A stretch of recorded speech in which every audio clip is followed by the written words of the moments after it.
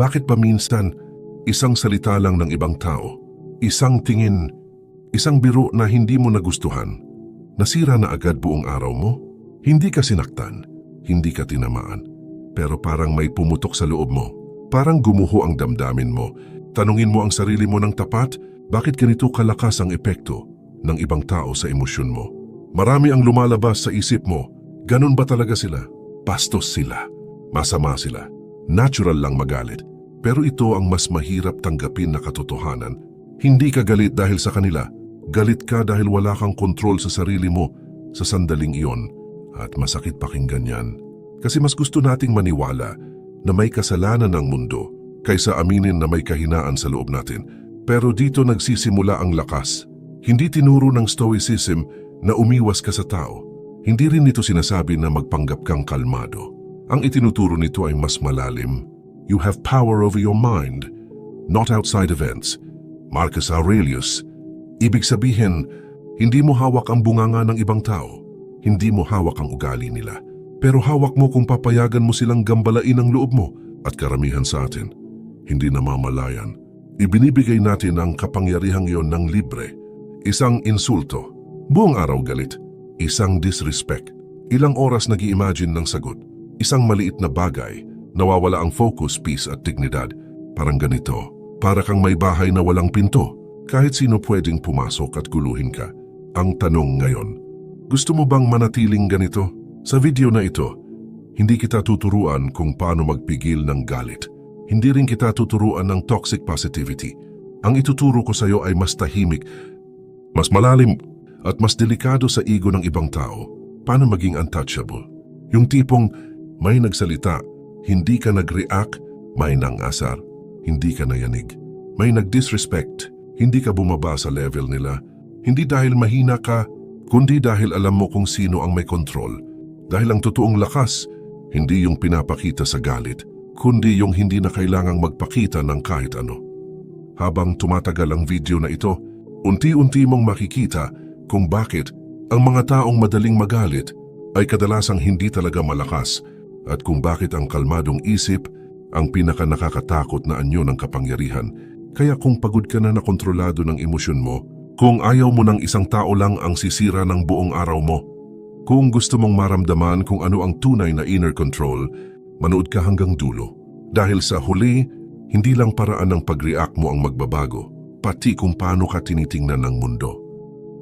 Maraming tao ang hindi ka lang basta napapagalit, pinipilit ka nilang galitin. Bakit? Hindi dahil sa ikaw ang problema, hindi dahil sa mali ka sa kanilang mata, hindi rin dahil sa may personal silang galit sa iyo. Kadalasan, ang galit na nakukuha nila sa iyo ay instrumento ng kontrol. Sa madaling salita, kapag ikaw ay nagalit sa kanila, sila ang nanalo. Hindi mo lang naramdaman, naipakita mo rin. Naipakita mo na may kapangyarihan silang baguhin ang estado ng loob mo. Ang unang hakbang para hindi maging biktima ng ganitong dynamics ay maunawaan ang intensyon sa likod ng pangyayari. Ang insulto, pangungutya, sarcasm. Lahat ng ito ay mga trigger. Ang trigger ay parang palatandaan na subukan natin kung kontrolado natin ang taong ito. At dito pumapasok ang stoic insight ni Epictetus, no one can harm you without your consent. Kung pipiliin mong hindi payagan ang kanilang kontrol, hindi ka nasasaktan, hindi ka nagagalit, hindi ka na biktima. Sa bawat bait, bawat pang-asar, bawat mini-disrespect, may laro ng kapangyarihan. At ang mga taong madalas magpanggap na bastos o nakaka-insulto ay naglalaro lang. Hindi ka nila gusto galitin. Gusto ka nilang makita na nawalan ng dignidad. Kung nakaka-relate ka, pansinin mo kapag naunawaan mo ito, nagbabago ang pananaw mo sa galit. Ang iba ay nagiging hindi ka agad threat, nagiging senaryo sila kung saan mo pwedeng ipakita ang tunay na kontrol sa sarili mo. Bakit sinasadya ng mga tao na galitin ka? Provocation as a dominance test. Bakit may mga tao na parang laging sinusubok ka? Hindi nila ginagawa ito dahil interesado sila sa opinyon mo. Ginagawa nila ito para makita kung sino ang may kontrol. Ang bawat pang-asar, bawat insulto, bawat sarkasmo, parang tanong, mapapagalit mo ba ako? Mapipigil mo ba sarili mo? Kung magagalit ka, congratulations sa kanila. Para silang nagwagi ng maliit na laban, kahit sandali lang. Ito ang dominance test. At sa social dynamics, ang nakakakontrol sa emosyon nila ay kadalasang nakakakontrol sa environment nila. Why mockery, disrespect, and sarcasm work? Mockery at sarcasm, simple lang pero deadly. Ito ang mga micro-weapons ng mga taong gustong makita ang iyong kahinaan. Ang insulto ay mabilis na hook sa ego mo. Ang sarcasm ay mental bait, nagdudulot ng self-doubt at irritation. Ang disrespect ay emotional imbalance. Pinapabago nito ang mood mo kahit wala kang ginagawa. Bakit epektibo? Kasi karamihan sa atin, automatic ang reaction. Hindi natin iniisip bago sumagot o mag-react. At ito ang pwede nilang i-exploit. Ang reflexive emotional response mo, social hierarchy and emotional baiting. Sa grupo, may invisible na hierarchy. Ang mga nakakakontrol sa emosyon, nakakakontrol sa status. Kung nagpapagalit ka sa isang trivial na comment, hindi ka lang nag-react sa insulto, nagpapakita ka rin sa grupo ng kung sino ang may control. Ang mga taong sumusubok magpababa sa iyo sa dignity ay sinusukat ang emo power mo. Nagpapadala ka ba sa bait? Pinapakita mo ang weakness? Hindi ka nagpapadala? Ang ego nila ang nasaktan, hindi ikaw. Stoic insight. Laging tandaan, no one can harm you without your consent. Epictetus. Sa bawat bait, may choice kang payagan ang kontrol nila o panatilihin ang kontrol sa sarili mo. Kapag naiintindihan mo ito, ang mundo ay nagiging arena ng choices, hindi arena ng galit. Hindi ka nila gusto galitin. Gusto ka nilang makita na nawalan ng dignidad. Ito ang psychology ng provocation. Ang sino man na sinusubukan kang gambalain. Hindi ka nila nakikita bilang tao. Nakikita ka nila bilang object sa laro ng power. Isipin mo ito. May kausap ka sa trabaho, sa school, o kahit sa social media. Sinabi niya ang isang biro na halatang pangasar o baka nanlait siya ng hindi mo inaasahan. Sa unang segundo, naramdaman mo agad ang init sa loob. Parang may kumagat sa tiyan mo. Kumalat ang tensyon sa katawan mo. Gusto mong sagutin. Gusto mong ipakita ang lakas mo. Ngunit sandali lang, huminga ka. Naalala mo ang isa sa pinakamahirap pero pinakamakapangyarihang aral. Hindi ka nila gusto galitin. Gusto ka nilang makita na nawalan ng dignidad. At biglang nagbago ang perspective mo. Hindi na ito tungkol sa kanila. Hindi na ito laban mo. Ito ay choice mo. Sa halip na mag-react, nanatili kang kalmado. Ang galit nila, ang sarcasm nila, ang pang-asar nila, hindi na nakakaapekto sa iyo. Doon mo naramdaman ang isang kapangyarihan na hindi nila maabot. Ito ay kontrol mo sa sariling isip. Ang mundo ay puno ng tao na sinusubok kang gambalain. Ngunit kapag naiintindihan mo ang dynamics na ito, ang bawat insulto ay nagiging simpleng test at ikaw ang tanging nanalo. Isa sa pinakaunang sandata ng Stoic Emotional Armor ay ang simpleng pause. Kapag may nang insulto, may nanlait o nakairita sa iyo, ang natural reflex ng katawan ay tumugon agad. Tumataas ang adrenaline. Umuusbong ang galit. Gusto mong ipakita ang lakas mo, ipagtanggol ang sarili o makapagpabawi sa insulto. Pero dito pumapasok ang simpleng disiplina, ang 3-second pause. Hindi kailangan ng mahabang pag-iisip. 3 segundo lang, huminga, mag-obserba sa sarili. Sa loob ng 3 segundo na yon, nakikita mo na ang nararamdaman mo ay reaksyon, hindi katotohanan. Nakikita mo ang galit mo bilang option, hindi requirement. Sa simpleng pause na iyon, nagkakaroon ka ng espasyo ng kalayaan. Hindi ka na automatic na nagre-react sa pangyayari. Hindi ka na biktima ng reflexive emotion. Marcus Aurelius mismo ay nagpaalala, if you are distressed by anything external, the pain is not due to the thing itself, but to your estimate of it, and this you have the power to revoke at any moment. Ang pause kahit 3 segundo lang ay nagbibigay sa iyo ng kapangyarihan na i-revoke ang estimate na iyon. Reflection. Kapag paulit-ulit mong ginagawa ito, dahan-dahan, ang natural na reflex mo ay hindi na maging galit agad. Ang bawat insulto, bawat pangasar, nagiging simpleng test ng disiplina at hindi na attack sa'yo. Key mindset shift. Hindi mo kailangan ipagtanggol ang sarili sa lahat ng oras. Ang pinakamakapangyarihan, tahimik lang at nag-oobserba. Kapag may nangyaring nakairita, kadalasan ang unang reaksyon ng isip ay automatic, halo ng galit, defensive thoughts at stress. Ngunit ang isa sa pinaka-epektibong Stoic tools para maging emotionally untouchable ay pagkilala at pagpapangalan sa emosyon, hindi mo kailangan isuppress o i-deny ang nararamdaman mo. Sa halip, tanungin mo ang sarili mo, ano ba talaga ito? Ito ba ay threat o simpleng irritation lang? Sabihin sa isip mo, ito ay irritation, hindi threat. Kapag nagawa mo ito, nabibigyan mo ang isip mo ng clarity. Nababawasan ang automatic na stress response, nagkakaroon ka ng gap sa pagitan ng pangyayari at ng reaksyon mo. Sa madaling salita, ang pag-label sa emosyon ay parang mental armor. Hindi mo pinapagana agad ang galit, takot o frustration. Binibigyan mo ang sarili mo ng choice kung paano tutugon. Marcus Aurelius mismo ay nagsabi, "You have power over your mind, not outside events." Ang simpleng pagkilala sa emosyon ay nagpapaalala sa iyo, hindi ang pangyayari ang nagkokontrol sa iyo. Ikaw ang may control sa pangyayari sa loob mo. Reflection. Kapag paulit-ulit mong ginagawa ito, dahan-dahan nagiging automatic. Nakikita mo agad ang irritation, disappointment, o insulto bilang simpleng signal, hindi attack, hindi ka na natatrap ng bait. Hindi ka na nagagalit sa kung ano ang wala kang kontrol. Key mindset shift. Ang emosyon ay hindi kalaban. Ang hindi pagkilala sa emosyon, ang tunay na panganib. Kapag napangalanan mo ito, nagkakaroon ka ng powerful pause bago kumilos. Kapag may nangyaring nakairita, kadalasan ang utak natin ay nagfo-focus sa immediate, maliit na insidente. Isang biro na pang-asar, isang sarkastikong comment, at parang bumagsak ang buong mundo sa paligid natin.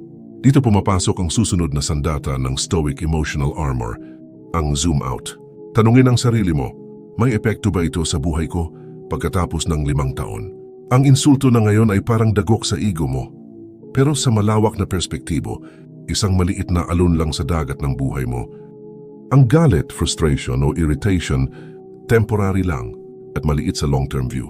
Marcus Aurelius ay nagpaalala, "Consider how brief is life, and how trivial most of the things we worry about are in the grand scheme." Kapag nag-zoom out ka, nababawasan ang intensity ng galit. Nakikita mo ang trigger bilang minor event, hindi existential threat. Nagkakaroon ka ng emotional immunity sa maliliit na pangyayari. Reflection. Ang mga tao at pangyayari na gustong gambalain ka sa 5 years perspective, hindi na mahalaga. Ang lakas mo ay nasa kakayahang hindi bigyan ng significance ang hindi mahalaga. Key mindset shift. Ang mundo ay puno ng triggers. Ang kalmadong isip ay hindi nakatira sa minuto-to-minuto na drama. Nag-zoom out ito. As sa pag-zoom out, wala kang nakikitang dahilan para magalit. Isa sa pinakamahalagang prinsipyo sa Stoicism ay control dichotomy. May mga bagay na kontrolado mo at may mga bagay na hindi mo kontrolado. Ang kapayapaan ng isip ay nakasalalay sa pagkilala nito. Kapag may nang insulto o nang asar sa'yo, hindi mo kontrolado ang salita nila, hindi mo kontrolado ang intensyon nila, hindi mo kontrolado ang galaw ng mundo sa paligid mo. Ang kontrolado mo lang ay ang reaksyon mo. Paano mo pipiliing tumugon? Paano mo pipiliing panatilihin ang dignidad mo? Paano mo pipiliing huwag pahintulutan ang galit na kumontrol sa'yo? Dito mo nakikita ang kapangyarihan ng Stoic mindset, ang bawat emosyon na napapansin mo. May choice ka sa loob nito. Marcus Aurelius ay nagsabi, "You have power over your mind, not outside events. Realize this and you will find strength." Kapag naiintindihan mo ang control dichotomy, hindi ka na biktima ng galit, insulto o manipulation, hindi ka na naaapektuhan ng pang-asar o sarcasm, nagiging natural ang emotional armor mo. Reflection. Ang mundo ay puno ng bagay na hindi mo makokontrol. Ang galit, stress at frustration ay kadalasang paglaban sa hindi mo kontrolado. Kapag iniwan mo ang hindi mo kontrolado, nagagawa mong panatilihin ang kapayapaan ng isip. Ang taong may kontrol sa sarili, hindi kailangang manalo ng argumento. Hindi mo kailangan patunayan sa kanila na tama ka. Hindi mo kailangan patunayan sa mundo ang halaga mo. Ang kailangan mo lang ay hindi pabayaan ng ibang tao na makontrol ang loob mo. Calm is power. Maraming tao ang nakakaapekto sa iyo. Hindi dahil malakas sila, kundi dahil nagbibigay ka ng kapangyarihan sa kanila sa pamamagitan ng reaksyon mo. Isipin mo ito, iisang tao ang nanlait sa iyo. Kaagad kang nag-react, nagagalit, naiinis o nagtatanggol ng sarili. Sa sandaling iyon para silang nanalo. Nakita nila ang galit mo. ang frustration mo, ang emosyon mo. At dito nila naramdaman ang control. Ngunit kapag nanatili kang kalmado, isang kakaibang pangyayari ang nagaganap. Ang sarcasm, insulto o pang-asar nila ay dumadaan lang, walang epekto. Hindi mo pinapagana ang kanilang weapon. Sa halip, nagiging silent authority ka. Hindi sa pamamagitan ng pananakot, kundi sa pamamagitan ng tahimik na kapangyarihan. Ito ang konsepto ng Stoicism. Ang calm mind ay pinakamakapangyarihang armas. Tahimik na isip, psychological dominance. Bakit ganon? Kapag hindi ka nagre-react, una, takot ang ibang tao sa hindi nagre-react. Kadalasan, ang mga nanlilito o nangaasar ay naghahanap ng emotional response. Kapag wala kang ibinibigay, nawawala ang kontrol nila. Ang galit mo ang gusto nilang makita, ito ang reward nila. Kapag tahimik ka, sila ang naguguluhan. Ang tahimik na tao ay misteryoso, unpredictable, at nakakatakot. Pangalawa, calm body language bilang silent authority. Hindi lang isip ang kailangan kalmadong. Paano ka nakatayo, paano ka huminga, paano ka tumingin sa tao. Lahat ng ito ay nagsasabi ng kapangyarihan. Tahimik ka lang pero nakikita nila na wala kang kinatatakutan. Wala kang labis na kailangan patunayan. Ang bawat galaw mo ay nagpapakita. Ikaw ang may control, hindi sila.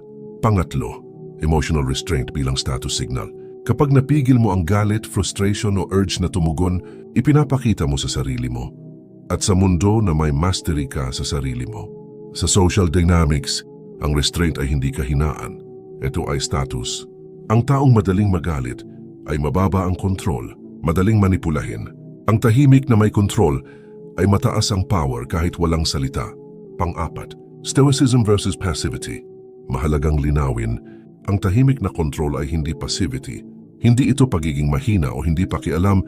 Passive, iniwasan mo ang laban dahil natatakot ka. Stoic, calm. Hindi ka naapektuhan dahil pinipili mo ang reaksyon mo. Tahimik ka pero conscious. Kalmado ka pero alert. Hindi ka basta-basta manipulated. Isang simpleng reflection, kapag hindi ka nagalit, sila ang nawalan ng armas. Sa mundo ng power dynamics, tahimik ang tunay na malakas. Ang galit ay senyales ng kahinaan. Ang calmness ay silent authority. Ang isang tao na kontrolado ang sarili, hindi kailangan manalo sa argumento, hindi kailangan patunayan ang sarili. Ang control sa isip, ang pinakamakapangyarihang anyo ng power. Kapag ini-apply mo ito araw-araw, ang bawat insulto ay simpleng test. Ang bawat sarcasm ay nagiging exercise ng mastery. Ang bawat pang-asar ay hindi na threat, kundi opportunity. At sa bawat tahimik na sandali, nakikita mo ang mundo ay puno ng armas na hindi mo kailangan gamitin. Ang kalmadong isip ay sapat na. Bakit takot ang tao sa hindi nagre-react? Kapag may tao kang nakaharap na nangasar, nanlait o nanlito sa'yo, kadalasan ang instinct nila ay tumulak sa emosyon mo. Gusto nilang makita ang galit, frustration o kahit takot.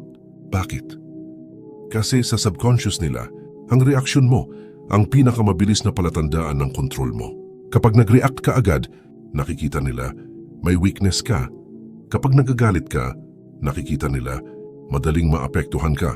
Kapag nairita ka, nakikita nila ang ego mo ay mamanipulate. Sa madaling salita, ang galit o reaksyon mo ang reward nila. Kung wala kang ibinigay na reaksyon, naguguluhan sila. Nawawala ang kapangyarihan nila. Nawawala ang weapon nila. Ito ang dahilan kung bakit tahimik ang pinakamakapangyarihang hanyo ng psychological dominance. Hindi nila nakikita kung ano ang nakakaapekto sa'yo. Hindi nila alam kung paano ka makokontrol. Ang kanilang manipulative tactics ay nagiging useless. Stoic insight. He who is calm in the face of provocation cannot be harmed. At kapag naiintindihan mo ito, ang mundo ay nagiging arena ng silent power. Ang iba ay parang armas lang sa isang labanan na hindi mo pinapagana. Reflection. Kapag hindi ka nag-react, nagiging misteryoso ka sa kanila. Ang hindi nila maintindihan ay nakakatakot. At sa takot na iyon, nawawala ang kanilang kontrol. Calm body language is silent authority. Hindi lang isip ang nagbibigay ng kapangyarihan. Kalmadong isip at kalmadong katawan ay silent authority. Kapag nanatiling tahimik at kontrolado ang katawan mo, hindi mo pinapakita ang stress o galit. Hindi mo pinapakita ang discomfort. Ang bawat galaw mo ay nagsasabi, hindi ako madaling maapektuhan. Isipin ito, may nanlait sa'yo, nanlait sa trabaho o sa social media. Habang nanlait sila, nanatili ka lang. Diretso ang tingin, steady ang postura. Relaxed ang paghinga. Ano ang nararamdaman niya? Naguguluhan siya, nawawala ang confidence niya, nawawala ang illusion ng control niya sa'yo. Ito ang silent authority. Hindi mo kailangan magsalita, hindi mo kailangan magtanggol, hindi mo kailangan ipakita ang lakas mo. Ang presence mo lang ay nagpapakita ng control sa sarili. Mga detalye ng body language, postura, tuwid ang likod pero relaxed ang balikat. Hindi tense, hindi rigid. Tingnan, steady ang mata, hindi nakatingin pababa o tumatakbo sa galit. Paghinga, deep at calm, ang tahimik na hininga ay nagpapadala ng signal ng confidence at control. Galaw ng kamay at mukha, controlled at deliberate. Walang overreaction, walang exaggerated gestures. Kapag pinagsama ang lahat ng ito sa kalmadong isip, ang iba ay parang nahuhulog sa kanilang sariling laro ng power. Nawawala ang armas nila. Hindi ka nila makontrol. Stoic reminder. It is not what happens to you, but how you respond to it that matters. Ang calm body language ay hindi pagiging mahina. Ito ay strategic mastery. Ito ay silent message. Walang sino man ang makokontrol ang isip ko, kahit ang salita mo, galit mo o pang-asar mo. Reflection. Tahimik ka pero powerful. Nakikita ka ng iba bilang authority. Kahit walang salita, hawak mo ang laro, ang katahimikan ng katawan. Mas malakas kaysa sa galit na salita. Kapag consistent mong ginagawa ito araw-araw, ang bawat confrontation ay nagiging exercise sa mastery. Ang bawat insulto o pang-asar ay nagiging opportunity para ipakita ang silent power mo. Ang mundo ay natututo. Hindi ka madaling manipulahin. Hindi ka madaling matitinag. Emotional restraint as status signal. Ang kalmadong tao ay may tahimik na lakas, pero may isa pang layer ng kapangyarihan. Emotional restraint. Kapag hindi ka nagpapadala sa galit, irritation o frustration, ipinapakita mo sa sarili mo. At sa mundo na may mastery ka sa sarili mo, ikaw ang kumokontrol sa sarili mo.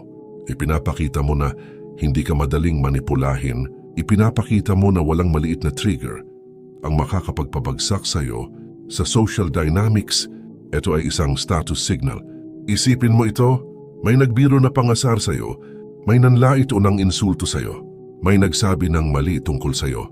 Kung ang iba ay magagalit, magpapaapekto o magtatanggol agad ng sarili nila, nakita nila ang kahinaan, nakita nila ang pagiging reactive, nakita nila ang limitasyon sa kontrol, ngunit kapag nanatili kang kalmado, controlled at tahimik, ang iba ay naguguluhan at natatakot, ang kanilang pangasar ay nawawala ang bisa, ang perception nila sa iyo ay respected, hindi challengeable. Emotional restraint ay hindi suppression.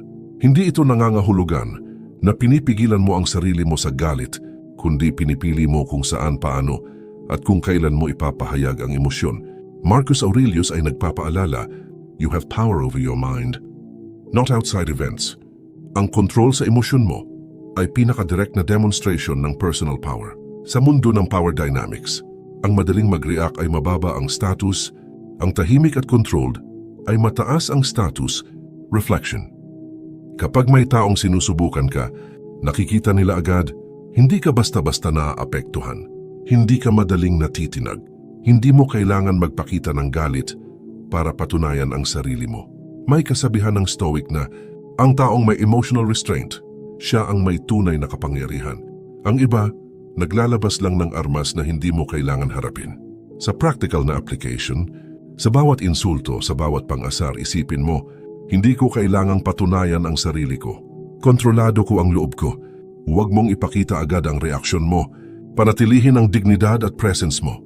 Kapag ginawa mo ito consistently, ang tahimik na kapangyarihan mo ay nagiging visible sa lahat. Ang respeto at status mo sa paligid mo ay natural na tumataas. Ang mundo ay natututo. Hindi ka madaling manipulahin. Hindi ka basta-basta naaapektuhan. Stoicism versus passivity. Maraming tao ang nagkakamali sa tahimik at kontroladong behavior.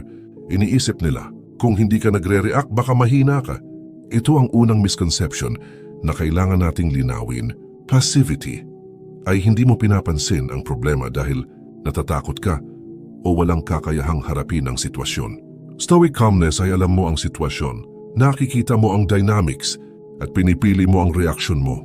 Sa Stoicism, hindi kalmadong pag-uugali ay pag-iwas. Kalmadong isip ay strategy. Kapag nanatili kang kalmado, hindi mo kailangang patunayan ang sarili mo sa galit o insulto ng iba. Hindi ka natatrap sa manipulation, bait o provocation. May freedom ka sa bawat desisyon mo sa reaksyon mo. Isipin mo ito, may nanlight sa'yo, nag-insulto o sinubok ka. Ang passive na tao ay umiiwas, natatakot o nagtatago. Ang reactive na tao ay agad na nagagalit, nagpapakita ng kahinaan, nagiging biktima ng sariling emosyon. Ngunit ang stoic calm ay ganito, nakikita ang sitwasyon ng malinaw, naiintindihan ang control dichotomy, pero pinipili ang pinakamahusay na aksyon o pinipiling hindi kumilos sa bait, nakakakuha ng respect at status ng hindi nagpapakita ng galit, reflection. Tahimik at kalmado ka, pero hindi ka mahina. Ang ibang tao, kahit may malakas na salita o sarcasm, ay hindi ka kayang pabagsakin. Ang kontrol mo sa sarili ang tunay na lakas.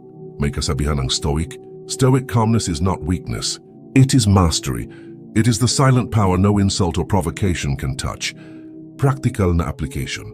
Kapag may nag-provocate sa'yo, huminga at obserbahan. Tanungin ang sarili, ano ang kontrolado ko dito? Huwag mag-react kung walang pakinabang o kung wala sa kontrol mo. Panatilihin ang dignidad, tahimik na presence, at calm body language. Sa ganitong paraan, hindi ka basta-basta natatrigger. Ang iba ay naguguluhan at nawawala ng control, ang mundo ay natututo. Ang lakas ay hindi sa galit, kundi sa tahimik at disiplinadong isip. Sa huli, ang kapangyarihan ng calmness ay hindi nakikita sa lakas ng boses o sa dami ng salita. Ang tunay na lakas ay sa tahimik na kontrol ng isip at katawan. Kapag nanatili kang kalmado sa gitna ng insulto, sarcasm o pangasar, hindi ka basta-basta naaapektuhan. Ang iba ay nawawala ang weapon nila, ang kanilang manipulative tactics ay nagiging useless sa bawat confrontation, bawat bait, bawat pangaasar. May choice ka sa reaksyon mo. May kapangyarihan ka na panatilihin ang dignidad mo. May freedom ka na hindi bigyan ng kontrol ang ibang tao sa loob mo. Kapag hindi ka nagalit, sila ang nawalan ng armas. Kapag nanatili kang kalmado, ang tahimik mong presensya ang pinakamakapangyarihang sandata. Tahimik na isip ay psychological dominance. Calm body language at emotional restraint ay silent authority at status signal. Stoicism versus passivity. Ito ay conscious mastery sa sarili. Ang control sa sarili ang tunay na power, hindi ang panalo sa argumento o pagpapakita ng galit. Sa mundo ng pang-araw-araw na power dynamics, ang galit, sarcasm at insulto ay laro ng control. Ang calmness at self-mastery ay ang tanging sandata na hindi nila mapipigilan. Hindi mo kailangan patunayan sa iba ang sarili mo. Hindi mo kailangan ipakita ang galit. Ang tunay na kalakasan ay nasa loob mo sa bawat tahimik at disiplinadong sandali. Daily Stoic Training. Practical Application. Ang Stoicism ay hindi philosophy na pinapakinggan lang. Ito ay disiplina na inuulit araw-araw. Hindi ka nagiging emotionally untouchable sa isang realization. Nagiging ganon ka sa paulit-ulit na training.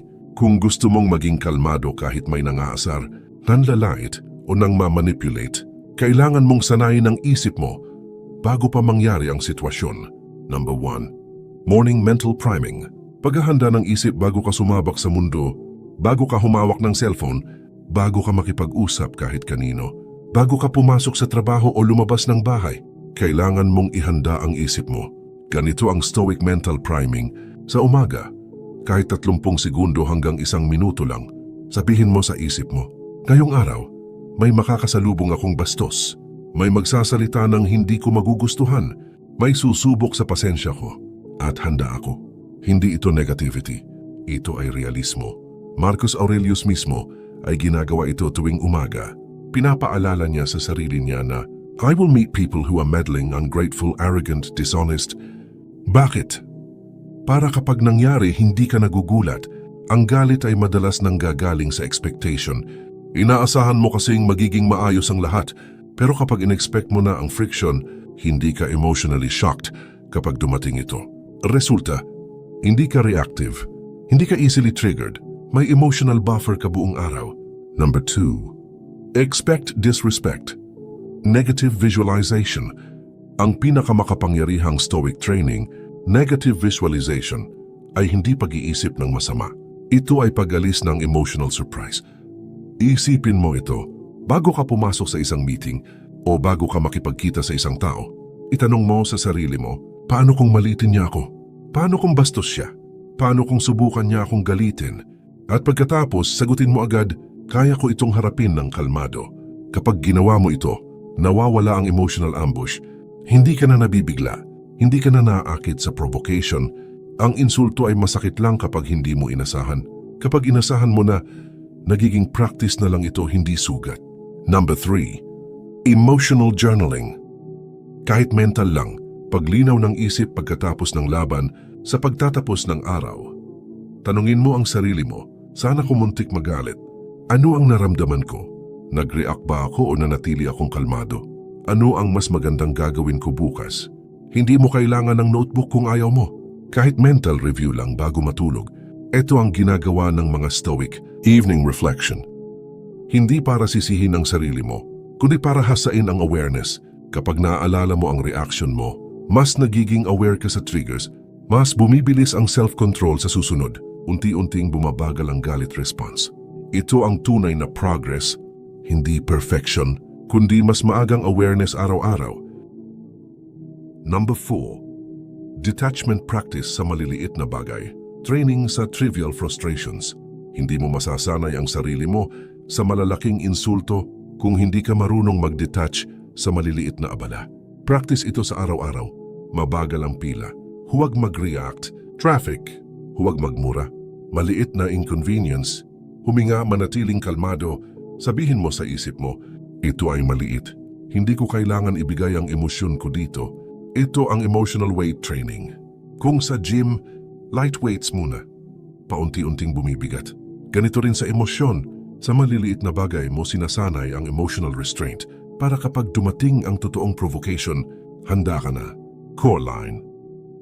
Ang disiplina sa emosyon ay hindi biglaan. Ito ay inuulit.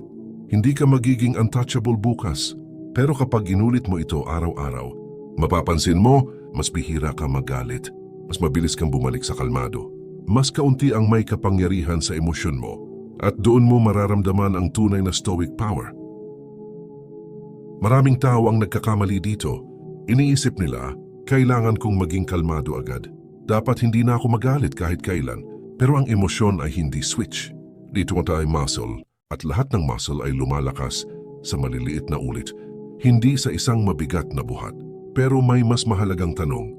Bakit gumagana ang maliliit na disiplina? At bakit dito bumibigay ang karamihan? Una, ang totoong kalaban ay hindi galit, kundi automaticity. Kapag may nagsalita ng bastos, ang nangyayari ay hindi decision. Ito ay automatic response. May sinabi siya, may emosyon, may reaction, walang pagitan. Ang goal ng Stoic training ay hindi supilin ng emosyon, kundi maglagay ng space sa pagitan ng stimulus at response. At ang space na yan ay nabubuo sa paulit-ulit na maliit na reps. Pangalawa, Atomic Habits Principle.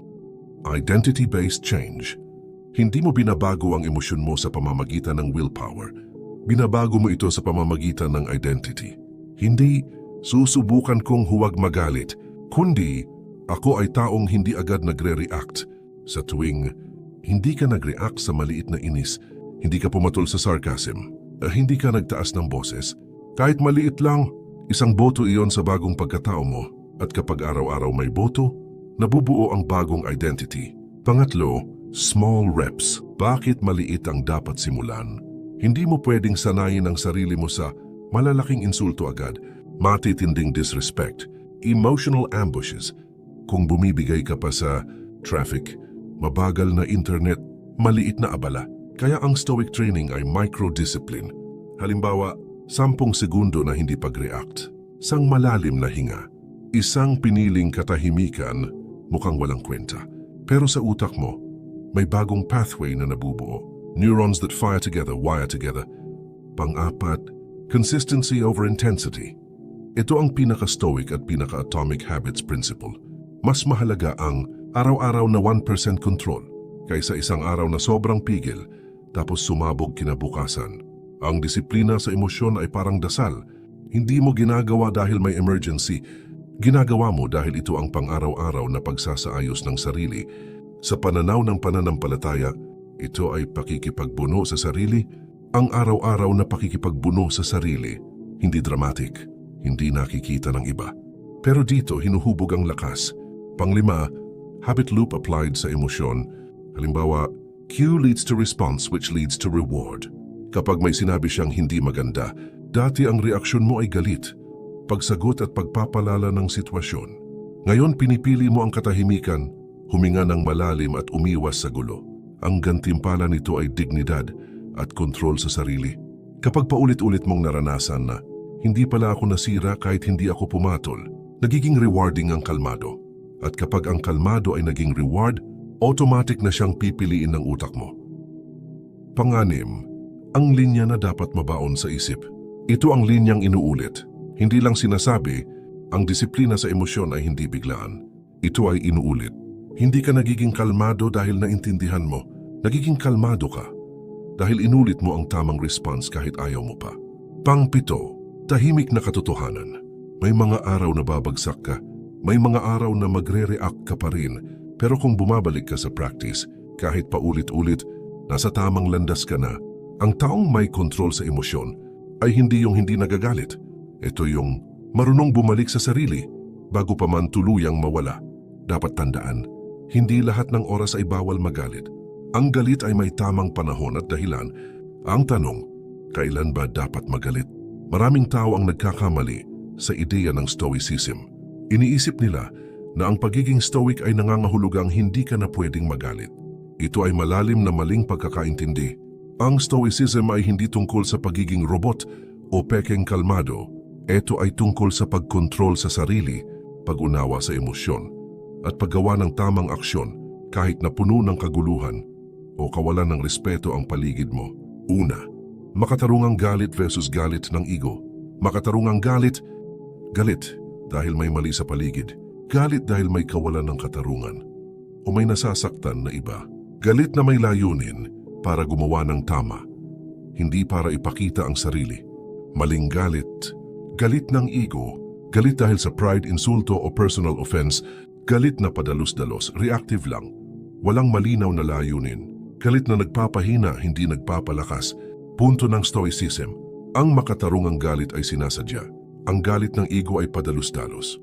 Kapag alam mo ang pagkakaibang ito, hindi ka basta nagpapadala sa insulto o pang-aasar ng iba. Ngunit hindi rin ibig sabihin na nagiging passive ka sa mali o kawalan ng katarungan. Pangalawa, katarungan sa stoicism. Ang stoicism ay nagtuturo, ang galit ay may lugar kung ito ay para sa katarungan, hindi para sa pride o personal na pagkakasakit. Kung may mali sa paligid, ang tamang aksyon ay hindi emosyonal na reaksyon ang dapat gawin. Halimbawa, may nananakit o naninira sa iba. Hindi ka nagagalit lang dahil frustrated ka. Galit mo ay fuel para gumawa ng tamang aksyon. May malinaw na layunin at hindi destructive. Ang kontrol sa galit ay nagiging paraan upang magpatuloy sa tama at hindi maging alipin ng emosyon. Pangatlo, tahimik na aksyon ay emotional na reaksyon. Ang tunay na stoic ay hindi basta nagre-react sa insulto o pang-asar. Gumagawa ng planado at kontroladong aksyon, nananatili sa dignidad at focus, pero hindi passive sa maling nangyayari. Reflection. Hindi ka stoic para manahimik. Stoic ka para hindi maging alipin ng emosyon. Ibig sabihin, ang kalmadong isip ay pinipili ang galit sa tamang dahilan, hindi sa maliliit o walang kwentang insulto. Ang galit ay tool, hindi sandata laban sa sarili. Paano malalaman kung dapat ka magalit? Tanungin ang sarili, ito ba ay mali sa prinsipyo, sa katarungan o sa dignidad ng iba? Kung oo, ibig sabihin, kontrolado at may layunin na galit. Ito ang paraan upang maging matuwid, hindi basta-basta reactive. Sabi ng mga stoic, hindi ka stoic para manahimik. Stoic ka para hindi maging alipin ng emosyon. Ang galit ay hindi bawal. Basta ito ay makatarungan, sinasadya at may layunin. Ang tamang aksyon ay mas mahalaga kaysa sa emosyonal na reaksyon. Ang kontrol sa sarili ang tunay na lakas. Paano gawin? Sa araw-araw, huwag basta-basta pabayaan ang galit na umatake sa ego mo. Huwag rin maging passive sa mali o manatiling tahimik kahit may mali. Alamin kung ang galit ay may purpose at layunin at kung paano ito maipapakita sa controlled, dignified na paraan. Sa ganitong paraan ang galit ay nagiging kasangkapan para sa katarungan at self-mastery, hindi destructive na emosyon o panlalait. At sa pagtatapos ng video na ito, tandaan, ang pagiging stoic ay hindi tungkol sa pagpapanggap na walang emosyon o pagiging cool sa lahat ng oras. Ito ay tungkol sa pagkontrol sa sarili, pag-unawa sa emosyon at paggawa ng tamang aksyon kahit na puno ng kaguluhan o kawalan ng respeto ang paligid mo. Ang kalmadong isip ay hindi nangangahulugang passive o pananahimik kahit may mali. Ito ay pinipili kung kailan magagalit, paano ito ipapakita at para saan. Sa bawat tahimik na hinga at planadong aksyon, hinuhubog mo ang iyong karakter, dignidad at kapangyarihan sa sarili. Ang galit ay hindi laging masama, basta ito ay makatarungan, may layunin at kontrolado. Ang tamang aksyon ay mas mahalaga kaysa sa emosyonal na reaksyon. Ang kontrol sa sarili ang tunay na lakas sa araw-araw. Ulitin ang practice, pause bago mag-react. Ihiwalay ang kontrolado sa hindi at piliin ang kalmado sa mga bagay na walang kabuluhan. Sa paulit-ulit na disiplina, unti-unti kang nagiging emotionally untouchable at dignified. Hindi ka stoic para manahimik. Stoic ka para hindi maging alipin ng emosyon. Ang disiplina sa emosyon ay hindi biglaan. Ito ay inuulit,